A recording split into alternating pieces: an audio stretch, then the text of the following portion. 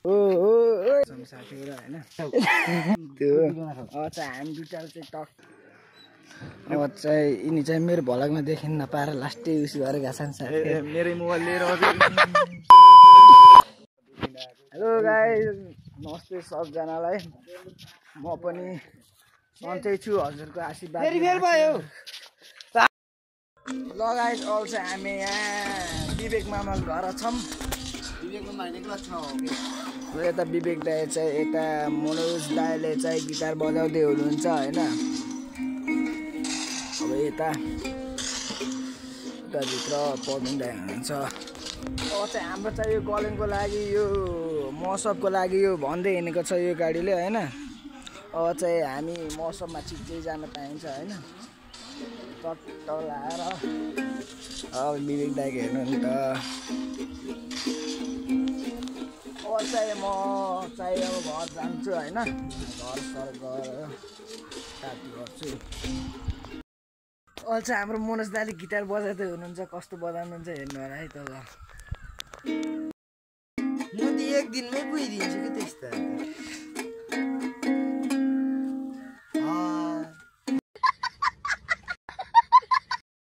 अहिले चाहिँ म हस्पिटल जाँदैछु हैन टक्क हस्पिटल चाहिँ हजुर भिडियो गराएको हस्पिटलमा हिँडेको कि यहाँ खुट्टामा अलिकति गएको हजुर कता हिँड्नु भएको त ल साथी म चाहिँ हस्पिटलबाट फर्क्यो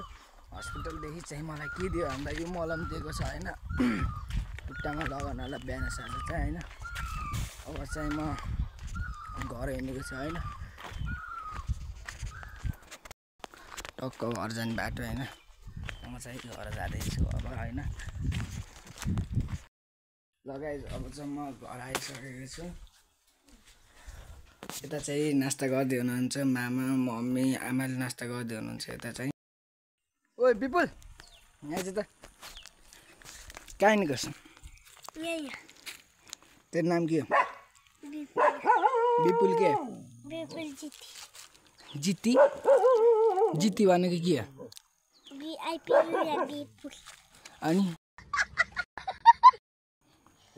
अनि कति वर्षको भएछ अनि कहाँ बस्छौ कहाँ